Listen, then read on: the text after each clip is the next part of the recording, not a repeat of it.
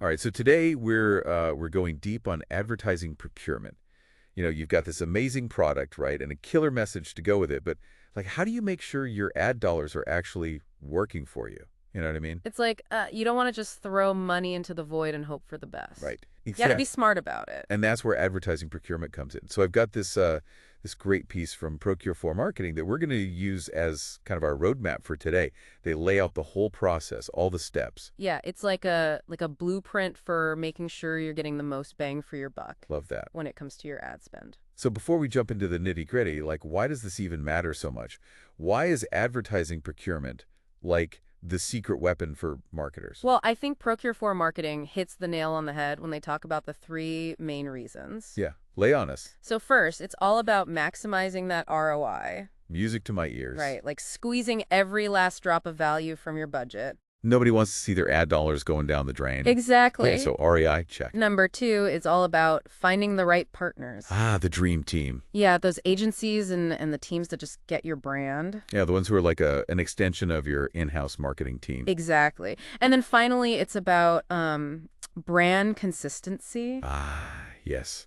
Making sure your message is clear, powerful, and like you said, consistent. Across every single channel. Yeah, because I feel like if I'm seeing like a totally different vibe from a brand on, say, Instagram versus their website, it makes me question, like, who are these guys? Yeah, it can be really jarring for consumers. And honestly, it can hurt your brand in the long run. For sure. It's like, imagine let's say you're launching this new line of, I don't know, athletic wear, and your like TV commercial is all about like high intensity performance.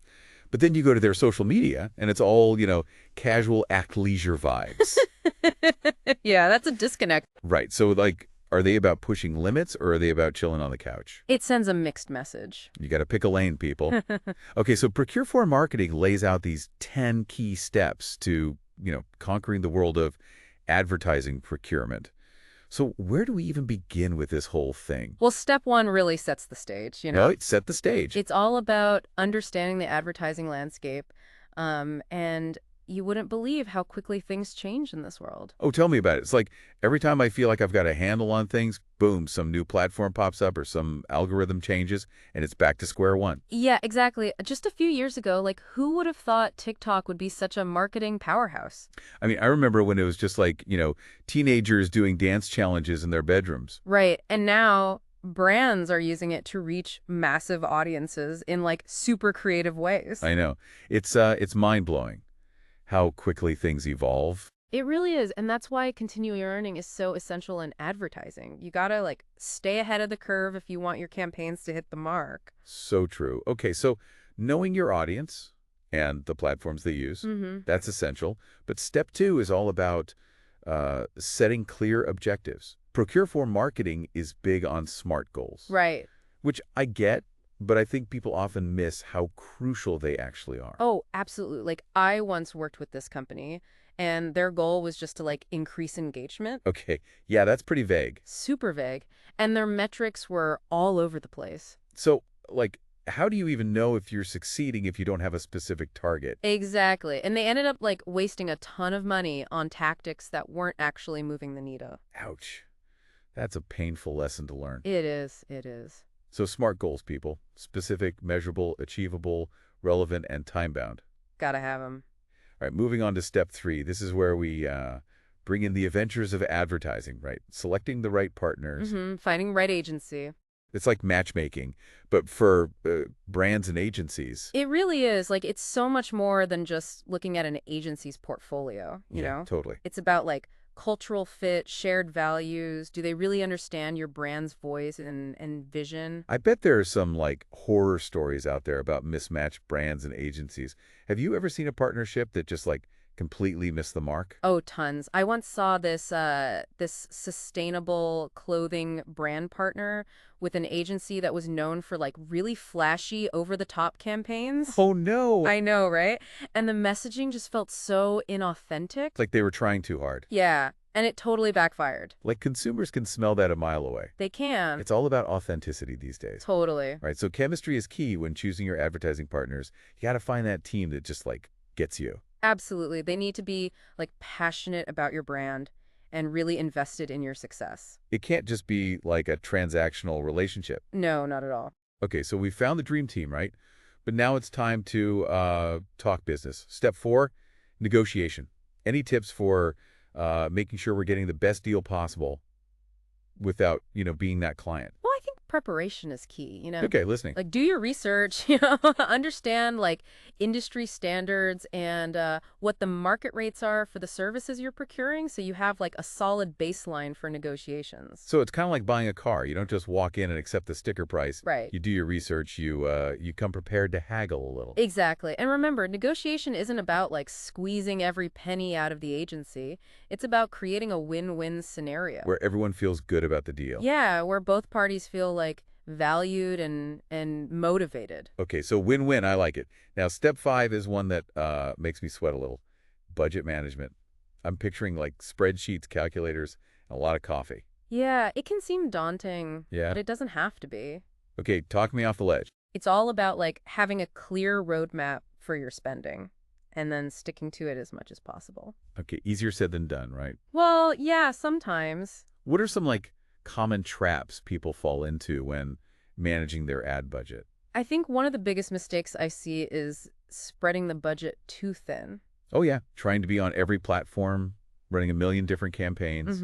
But without enough resources behind any of them. Yeah, the spray and pray approach. Yeah, exactly. Not very effective, I imagine. Uh-uh. It's much better to like focus on a few key channels Mm-hmm. and tactics where you can really make an impact. Exactly. Less is more. Quality over quantity. Absolutely. Right. I'm feeling more confident about this whole budget thing already. So we've laid the groundwork, right? Yeah, we have. We understand the advertising landscape. We've got our SMART goals locked in. Mm-hmm. We've assembled our dream team, negotiated a fair deal, and we've got our budget under control. Yeah, sounds like we're off to a great start. All right. So next time we're going to dive into the next phase of advertising procurement, which is all about like making sure it's actually working. Stay tuned. It's going to be good. Okay. So last time we covered a lot of ground, right? We did, yeah. Like we talked about, understanding the advertising landscape, setting clear goals, finding the right partners, all that good stuff. The foundation. The foundation. Exactly. But now we want to talk about like the making sure it's actually working part. You know what I mean? The evaluation and optimization phase. Yes. Thank you. That's where we put on our detective hats Ooh, I like it. and really start digging into the data. So step 6 is all about measuring success. But it can be a bit of a minefield out there. It can. There are so many metrics. So many. Like, how do we even know which ones to focus on? Well, I think that's where understanding your goals really comes back into play. Right, back to those SMART goals. Exactly. Like, if your goal was to, increase brand awareness, you're going to be looking at metrics like impressions, reach, social media engagement. Okay, yeah, that makes sense. But if you're all about driving sales, then, website traffic, conversion rates, cost per acquisition, those are your bread and butter. So it's like choosing the right tools for the job. You wouldn't use like a hammer to screw in a light bulb, right? Exactly. You need the right metrics to illuminate your campaign's performance. Okay, so I'm picturing like this brightly lit dashboard with all these like data points flashing. But sometimes even with like the right metrics, it can still feel kind of overwhelming. It can. Any tips for like actually making sense of all that data? Well, I think don't be afraid to get visual. Okay, I like where this is going. Like charts, graphs, dashboards, they can really help you see the story the data is telling. Yeah, I'm a very visual person. So like seeing a graph that shows, impressions going up or engagement flatlining, that's way more helpful than just staring at a spreadsheet. Exactly. Sometimes seeing it visually can spark insights that you might miss if you're just, looking at raw numbers. Like connecting the dots. Yeah, exactly. And it's not just about like pretty pictures, Right. You need to be able to connect those data points to like actual human behavior. Ooh, give me an example. Okay, let's say you're running a campaign for, I don't know, a new meal kit delivery service, and you're getting tons of clicks on your ads. Okay, great, right. Yeah, but very few people are actually signing up for the service. So something's not connecting. Right. So what's going on? Well, maybe the landing page isn't doing a good job of explaining the service or like showcasing the value proposition. That's a great hypothesis. And that's the kind of insight you can get from looking beyond like just the click-through rate. Yeah, you got to look at the whole picture. The entire customer journey, where are people dropping off? What are the friction points? So it's like data analysis is detective work. You're looking for clues to understand what's working, what's not. And why? All right, case closed. Moving on to step 7, ensuring brand consistency. Now, this seems pretty straightforward, right? It does. But I bet there are some nuances we should explore. Oh, for sure. Like you might have these like amazing brand guidelines, but are they actually being implemented across like all channels? Yeah, that's the key. Like, is your social media team posting content that, aligns with the messaging in your print ads? Right. Does your website, reflect the same tone and visual identity as your latest video campaign? I've definitely seen brands where like the messaging feels totally disjointed Mm, across different platforms. it happens. So it's not just about having the guidelines, it's about making sure everyone's like singing from the same song sheet. Absolutely. Give me like a brand that does this really well, that nails consistency. Oh, Nike, for sure. Oh yeah. Like I instantly recognize a Nike ad, even if the logo isn't like front and center. It's so distinct. Yeah, that's the power of consistency. Exactly. It builds trust, recognition. It tells the customer, like, this is who we are and this is what we stand for. Okay, so strong guidelines, clear communication, and a commitment to consistency from like everyone on the team. Everyone. Okay, now let's talk tech. Step 8 is all about leveraging technology, and this is where I get a little giddy. I bet. What are some like exciting trends you're seeing in the world of MarTech these days? Oh, there's so much happening. Spill the tea. Well, one of the most game-changing developments is the rise of programmatic advertising. Okay, break that down for me. So basically, it's using software to automate the process of like buying and selling ad space. So like instead of manually negotiating ad placements, Mm-hmm. it's all done through like algorithms and stuff. Exactly. And those algorithms can analyze like massive amounts of data to make real-time decisions about where to place your ads for, maximum impact. So it's like having a robot media buyer that's like outsmarting even the most seasoned human negotiators. In a way, I'm yeah. starting to see why people are so excited about this. It's pretty cool. It is. And it frees up your human team to focus on like the more strategic tasks. Right, because creativity and strategy, those are still very much human domains. Totally. Okay, so programmatic advertising, check. What other tech tools are marketers drooling over these days? Well, data analytics platforms are getting increasingly sophisticated. Oh yeah, Like, we're not just talking about like basic website traffic stats anymore. right. We're talking about tools that can track customer behavior across like multiple touch points, analyze sentiment on social media, even predict future trends. It's like having a crystal ball that shows you what your audience is thinking and doing before they even know it themselves. In a way, yeah. And that data is like pure gold, right? It is. It's incredibly valuable for making informed decisions about like everything from targeting to messaging to creative execution. Okay, so embrace the tech, but don't forget the human element. Exactly. All right, moving on to step 9, managing risks. It's like the hope for the best but prepare for the worst stage. It's all about anticipating potential challenges and having like a plan B in place. I'm picturing like a giant whiteboard with all the what ifs scribbled on it. Yeah, that's a good way to visualize it. So, what are some common risks we should be aware of in the wild world of advertising? Well, one of the most obvious ones is budget overruns. Yeah, I can see how that could happen. Advertising costs can add up quickly, especially if you're not like tracking your spending carefully. Yeah, it's easy to get carried away. It is, especially with all these like amazing tech tools at our disposal. It's tempting to try everything, but that's a recipe for disaster. It is. You need to be disciplined and stick to your budget. Budget overruns, noted. What else should we be watching out for? Well, another common risk is creative misalignment. Okay, what does that mean exactly? It's when like a creative execution of the campaign doesn't quite capture the essence of the brand or resonate with the target audience. I've definitely seen examples of that, like where a brand tries to be too trendy or like edgy, and it just ends up alienating their core customer base. Yeah, exactly. It often stems from like poor communication between the brand and the agency, or a lack of clear brand guidelines. So back to those brand guidelines. They're so important. They really are. It's like trying to build a house without a blueprint. Right. Okay, so budget overruns, creative misalignment, Mm-hmm. and any other potential landmines we should be aware of? Well, don't forget about compliance issues. Oh, right, all the rules and regulations.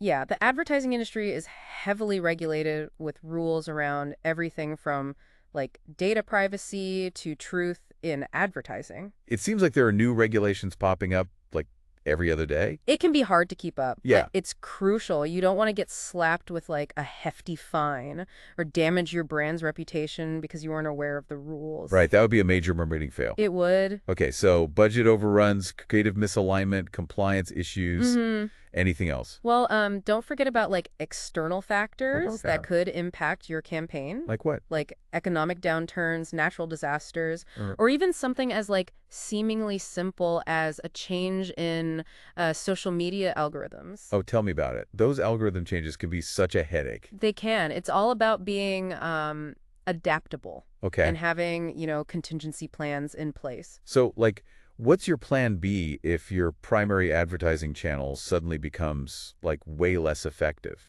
Exactly. Or, what if there's like a major news event that totally shifts consumer sentiment? Right. You need to be able to like pivot quickly and adjust your strategy as needed. Be a marketing ninja. Exactly. All right, so adaptability. That brings us to our final step, which is all about building those long-term relationships that make navigating these choppy waters a little bit easier. A little bit, yeah. All right, so we've made it to the final step. Step 10, what Procure for Marketing puts it, is all about fostering those long-term partnerships. Yeah, like it's about moving beyond that purely transactional relationship, Right, so it's not just about like hiring an agency to execute a campaign and then like see you later. Exactly. It's more about like bringing them into the fold, making them part of your team. Yeah, like a true partnership. Okay, so how do we actually nurture those relationships? Well, I think open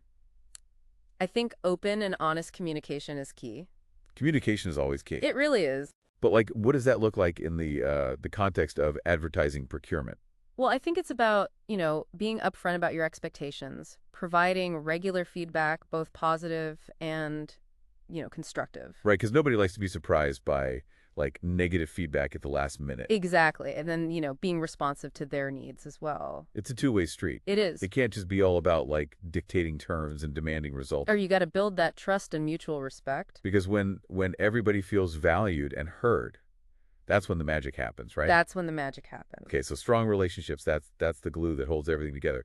But let's zoom out for a second. Like, what trends are shaping the future of advertising procurement? What should marketers be like preparing for as we head into this brave new world of data, algorithms, and like all these ever-evolving platforms? Well, one trend that's only going to accelerate is data-driven decision making. Data. It's like the new gold rush. It is, and with all this data comes the need for like skilled data analysts. Right, the people who can like sift through the noise and extract those golden nuggets of insight. Exactly. So if you're a marketer who's like fluent in data, or you're going to be in high demand. That's a good skill to have. It is. What else is on the horizon? Well, I think transparency and accountability are becoming increasingly important. Okay, I'm sensing a theme here. Yeah, consumers are savvier than ever, and they're demanding more from the brands they support. They want to know where their money's going, how it's being used, Exactly. what impact it's having. And it's not enough to just like throw a catchy slogan out there anymore. Right, you got to walk the walk. You do. And this ties into the rise of performance-based marketing. Okay, tell me more about that. So basically, it's where payment is tied to specific outcomes rather than just like impressions or clips. So it's like, show me the results, then we'll talk payment. Yeah, exactly. No more throwing money into a black hole and hoping for the best. Exactly. And it puts the onus on marketers to really prove their worth. I can see why some agencies might be a little nervous about that shift. Yeah, maybe. But it also pushes everyone to be more like strategic and innovative, right? For sure. It raises the bar. Okay, so data-driven decisions, transparency, performance-based models. Any other trends shaking things up? One more I'd highlight is the growing focus on sustainability Okay. and ethical considerations in advertising.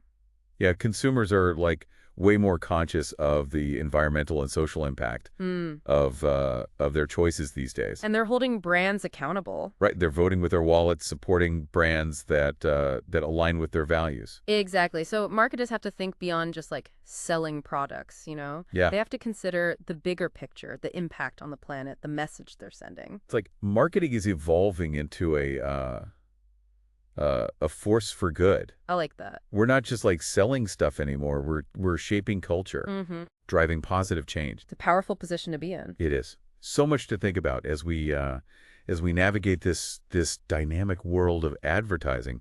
Any final words of wisdom for our deep divers out there before we wrap things up? I would say embrace the challenges, stay curious, and never stop learning. This is a field that's constantly evolving, and that's what makes it so fascinating. I couldn't agree more. And on that note, we're gonna wrap up this deep dive into advertising procurement. We hope you learned a thing or two, maybe got some new ideas brewing, and maybe even feel a little inspired to level up your own marketing game. Until next time, keep diving deep, stay curious, and remember, knowledge is power,